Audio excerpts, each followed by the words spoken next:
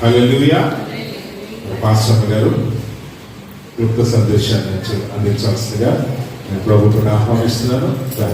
Pastor గారు వచ్చి క్లుప్త సందేశాన్ని అందించాల్సిందిగా ఈ ప్రభుత్వాన్ని ఆహ్వానిస్తున్నాను.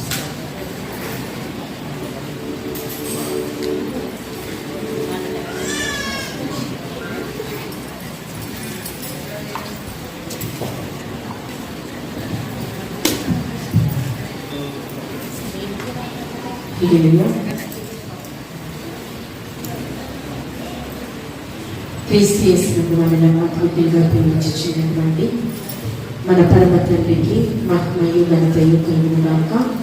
ఆమేన్.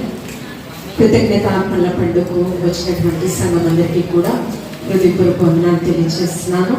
దేవాతి దేవుడు ఇక్కడ వరి దినాలలో మనందరి మీద ఎంతగానో కృప చూపుచున్నాడు. పరిశుద్ధ గ్రంథంలో మనం చూసినట్లయితే ఆది కాండము 47వ అధ్యాయము 6వ వచనం చదువుకున్నామండి. ఐగుప్తు దేశము నీ ఎదుట ఉన్నది, ఈ దేశములోని మంచి ప్రదేశమును నీ తండ్రిని నీ సహోదరులను నివసింప చేయుము. గోషెను దేశములో వారు నివసింపవచ్చు. వారిలో ఎవరైనా ప్రజ్ఞ గలవారిని నీకు తోచిన యెడల నా మందల మీద వారిని అధిపతులుగా నియమించుచున్నానని చెప్పాను. మంచి ప్రదేశమునకు నీ తండ్రిని నీ సహోదరులను తీసుకుని రమ్మని యోసేపు తన అన్నలకి తెలియపరుస్తున్నాడు. ఐగుప్త దేశంలో గోషేను అనే మంచి ప్రదేశము ఒక స్వాస్యముగా ఇవ్వబోచు ఉన్నాడంట.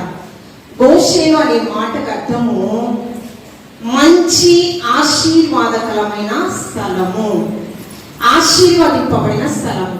ఐగుప్తిలో అది అన్య దేశము. అన్య దేశంలోనే దేవాతి దేవుడు ఒక ఆశీర్వాదకరమైన స్థలాన్ని యోసేపు గారికి ఇచ్చాడు. యోసేపు యేసుక్రీస్తు ప్రభువారికి సాదృశ్యంగా కనిపిస్తూ ఉన్నారు. యోసేపు గారు 20 తులాల వెండి నాణ్యాలకు అమ్మివేయబడ్డాడు అన్నల చేత. యేసుక్రీస్తు ప్రభువారు 30 వెండి నాణ్యములకు అమ్మివేయబడ్డాడు తన స్వజనుల చేతి. ఈ 45వ అధ్యాయంలో యోసేపు గారు మాట్లాడుచున్నారు. వారు నివసించే ప్రాంతంలో కరువు వస్తే ఐగుప్త దేశానికి వచ్చినప్పుడు మీరు బాధపడవద్దు, ఐగుప్త దేశంలో నన్ను ప్రభువుగా ఫరోకి తండ్రిగా నియమించడానికి మీ ద్వారా మిమ్మల్ని ఒక సాధనంగా పాత్రలుగా వాడుకున్నాడు. మీరు నన్ను ఐగుప్తీయులకు అమ్మివేశారని మీరు చింతించొద్దు. ఐగుప్త దేశానికి పంపించింది మీరు కాదు, పరమ తండ్రి పంపించాడు. ఎందుకంటే ఐగుప్త ప్రజలకు ప్రభువుగా నన్ను హెచ్చింప చేయడానికి మహోన్నతమైన ప్రణాళిక నా పట్ల ఉంది. దేవాదేవికి గోషేను ప్రాంతము అన్య దేశంలో ఒక ఆశీర్వాదకరమైన స్థలము. ఆ మంచి ప్రదేశాన్ని నాకు ఇచ్చాడు, మీకు కూడా ఇవ్వవచ్చు ఉన్నాడు. ఎవరిని? తండ్రిని, సహోదరులు. నిజమే, ఇశ్రాయేలు ప్రజలు ఎన్ని మార్లు అవిశ్వాసపరులుగా దేవునికి దూరస్తులుగా వారు బ్రతికినా పాలు తేనెలు ప్రవహించే కానాను దేశానికి వారిని అన్ని మార్లు క్షమించి కానాను దేశానికి నడిపించారు. కానాను దేశాన్ని స్వతంత్రించుకునే అర్హత వారికి లేదు, కానీ ఇశ్రాయేలు ప్రజలు దాన్ని స్వతంత్రించుకున్నారు. అదేవిధంగా లోకంలో నుంచి మనల్ని వేరుపరిచారు దేవాది దేవుడు. ఐగుప్త దేశం అన్య దేశము. లోకం అనే పాపం నుంచి మనల్ని వేరుపరచడానికి ఇందాక చెప్పాను, యోసేపు యేసుక్రీస్తు ప్రభువారికి సాదృశ్యంగా కనిపిస్తూ ఉన్నారు. పరలోక రాజ్యాన్ని ముందుగా చూసినటువంటి భక్తుడైనటువంటి యోహాను గారు అంటూ ఉన్నారు మొదటి యోహాను పత్రికలలో, ఈ లోకంలో ఉన్నవన్నీ శరీరాశ, నేత్రాశ, చెప్పడం. లోకములో నుంచి మనల్ని ప్రత్యేకపరచట కొరకు యేసుక్రీస్తు ప్రభువారు ఆయన పరిశుద్ధ రక్తాన్ని ధారపోసారు. లోకంలో ఏమున్నాయి? శరీరాశ, నేత్రాశ చెప్పడము. ఐగుప్త దేశంలో ఏమున్నాయి? శరీరాశ, నేత్రాశ చెప్పడము, పాపము. అన్య దేశంలో కూడా ఇశ్రాయేలు ప్రజలను ప్రత్యేకమైన మంచి దేశాన్ని ఇస్తానని వాగ్దానం ఇచ్చాను. ఈ లోకంలో ఏ భేదము లేదు, అందరూ పాపం చేసి దేవుడు అనుగ్రహించు లోకంలో నుంచి మనల్ని ప్రత్యేకపరుచుకున్నాడు. మనము ఉప్పుగా, రుచికరముగా, వీరు లోకానికి ఉప్పుగా ఉన్నారు, అంతేకాకుండా వెలుగై ఉన్నారు. మొదటి పేతురు రాసిన పత్రిక 2వ అధ్యాయము 9వ వచనంలో చూసినట్లయితే, చీకటిలో నుండి ఆశ్చర్యకరమైన తన వెలుగు అనగా పరిశుద్ధతలోనికి మనల్ని నడిపించుకుని, ఎలాగా? పరిశుద్ధ రక్తము చేత ఆయన సొత్తైన జనాంగముగా మనల్ని ఏర్పాటు చేసుకుని ఉన్నాడు. స్వజనులుగా మనల్ని ఏర్పాటు చేసుకుని ఉన్నాడు. అంతేకాదు క్రీస్తు శరీరంలో పాలి భాగస్థులుగా మనల్ని ఐక్యపరుచుకున్నాడు. అంతేకాదు రోమీయులకు రాసిన పత్రికలో పౌలుగా తెలియపరుస్తున్నారు, మీరు ఒకరికొకరు అవయవాలై ఉన్నారు. ఎలాగా? సంఘం అనగా విశ్వాసుల సమూహం. అందుకని ఎఫెసీయులకు రాసిన పత్రిక 5వ అధ్యాయము 15వ వచనంలో, దినములు చెడ్డవి, మీరు అజ్ఞానుల వలె కాకుండా జ్ఞానము కలిగి సమయాన్ని సద్వినియోగపరచుకోండి. మంచి ప్రదేశము ఇశ్రాయేలు ప్రజలకు ఇచ్చాడు, గోషేను అనే మంచి ప్రదేశం. అలాగే మనకి కూడా ప్రకటన గ్రంథంలో 21వ అధ్యాయంలో నూతన యెరూషలేము తన భర్త కొరకు అలంకరింపబడినదై ఉందంట. సంఘం అనగా విశ్వాసుల సమూహము. మనకు శిరస్సుగా ఎవరున్నారు? యేసుక్రీస్తు ప్రభువారు. ఈ శిరస్సు అయితే యేసుక్రీస్తు ప్రభువారు. సంఘము లోబడి జీవించాలంట. అందుకని 22వ వచనం నుంచి ఎఫెసీయులకు రాసిన పత్రిక 25వ అధ్యాయం 22వ వచనంలో, మీరు కళంకము లేని సంఘముగా, మచ్చ డాగు ముడత లేని సంఘముగా మీరు ఎలా చేయాలంట? వాక్యము చేత మిమ్మల్ని మీరు పవిత్రపరచుకోవాలి. ఎలాగా పవిత్రపరచుకోవాలి? వాక్యము చేత మిమ్మల్ని మీరు ప్రతిదినం ఉదక స్నానము చేయబడుచు పవిత్రపరచబడాలంట. ఎలాగ? దేనికోసం అంటే, మనకు ఒక స్వాస్థ్యం ఉంది, మన పౌరసత్వము పరలోకమందు ఉంది. ఆ నూతన యెరూషలేము కొరకు మనమందరము కూడా మరి స్థానము సంపాదించుకోవాలి అంటే, ఏ దోషము లేని వారిగా లోకంలో నుంచి దేవాతి దేవుడు మనల్ని ప్రత్యేకపరుచుకున్నాడు. ప్రత్యేకమైన జనాంగము. మనము లోకాన్ని దేవుని యొక్క సన్నిధిలోనికి తీసుకురావడానికి వీలు లేదు. లోకంలో నుంచి ప్రత్యేకపరుచుకున్న మనము, మన మాట ఏంటి, మన ప్రవర్తన ఏంటి? అందుకని దేవుని యొక్క మందిరంలోకి వచ్చినప్పుడు నీ ప్రవర్తన చాలా జాగ్రత్తగా చూసుకో. నీ ప్రవర్తన అంతటి మీద ఆయనకి అధికారం ఇవ్వు అంటూ ఉన్నారు. మీకు ఆ ప్రవర్తన ద్వారా పరిశుద్ధాత్మ దేవుడు 6వ అధ్యాయం 8వ వచనంలో, మనుష్యుడా నీకు ఏమి తెలియచేస్తున్నానంటే ఆయన అంటూ ఉన్నాడు, ఏది ఉత్తమమో మీరు తెలుసుకోవాలి. అదేమిటంటే న్యాయముగా నడుచుకోవాలంట. ఏమండి? కనికరాన్ని ప్రేమించాలంట. ఏమండి? దీన మనస్సు కలిగి నీ దేవుని యొక్క సన్నిధిని నీవు శరణొచ్చాలంట. ఏం చెప్తున్నాడు? న్యాయంగా బ్రతకాలి. అక్రమకారులు మనుష్యుల హృదయంలో అక్రమము విస్తరించడం చేత ప్రేమ చల్లారిపోతుందని తెలియపరుస్తున్నాడు. ఏంటి?